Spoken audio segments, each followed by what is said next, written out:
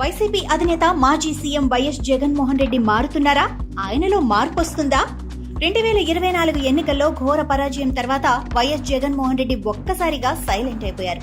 అంతకు ముందు వరకు నా వెంట్రుక కూడా పీకలేరు అంటూ గొప్పలు చెప్పుకున్న జగన్ ఎన్నికల్లో పట్టుమని 10 సీట్లు మాత్రమే రావడంతో తన ముఖం చూపించలేక సైలెంట్ గా బెంగళూరు వెళ్లిపోయారు.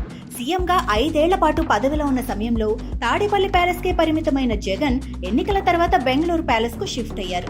2 సార్లు మాత్రమే అసెంబ్లీ సమావేశాలకు హాజరైన వైఎస్ జగన్ సరిగ్గా 11 నిమిషాలు మాత్రమే సభలో ఉన్నారు. ఆ తర్వాత కామ్ గా సభ నుంచి వాకౌట్ చేసి మాట్లాడే అవకాశం ఇవ్వటం లేదంటూ గగ్గోలు పెడుతున్నారు. వైఎస్ జగన్ తీరుపై వైసీపీ నేతలు కార్యకర్తలు కూడా తీవ్ర ఆగ్రహం వ్యక్తం చేస్తున్నారు. పార్టీ ఓడినా గెలిచినా కూడా ప్రజలకు కార్యకర్తలకు అందుబాటులో ఉన్నవాడే అసలైన నాయకుడు అనేది రాజకీయాల్లో రుజువైన మాట.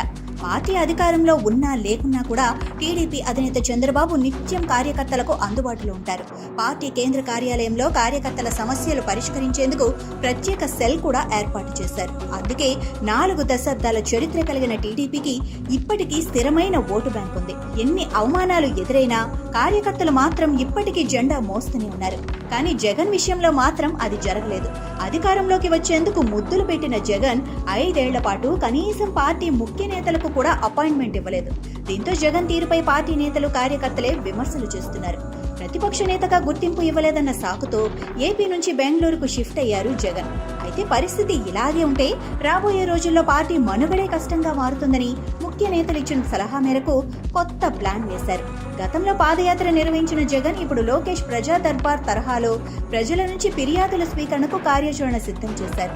తాడేపల్లి ప్యాలెస్ పక్కనే ప్రత్యేకంగా సెల్ ఏర్పాటు చేస్తున్నారు.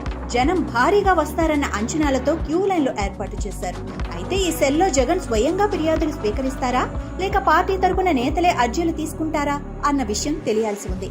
అలాగే ఈ ఫిర్యాదుల స్వీకరణ అనేది ప్రతిరోజు ఉంటుందా లేక నెలకో రోజుతో సరిపెడతారా కూడా తెలియదు అంటున్నారు పార్టీ నేతలు. అయితే ఈ గ్రీవెన్స్ సెల్ ఏర్పాటుపై సొంత పార్టీ నేతలే విమర్శలు గుప్పిస్తున్నారు. గతంలో ప్రతిపక్షంలో ఉన్నప్పుడు కూడా చంద్రబాబు, లోకేష్ కూడా ఇదే తరహాలో ఫిర్యాదులు స్వీకరించారు. అయితే వారిద్దరూ ఆయా సమస్యల పరిష్కారానికి తమ వంతు కృషి చేశారు.